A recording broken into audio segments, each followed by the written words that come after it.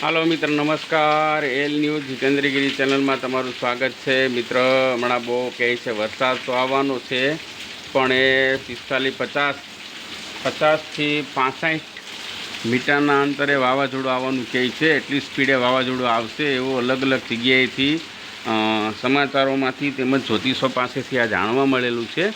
માટે ખાસ સાવચેત રહેવું, આપણી બધી વસ્તુ સાચવીને મૂકવી, ખાસ ધ્યાન રાખવાનું. કારણ કે જ્યારે બધા જ્યોતિષો આ રીતે વાત કરે ત્યારે કંઈક ને કંઈક થતું હોય જ છે.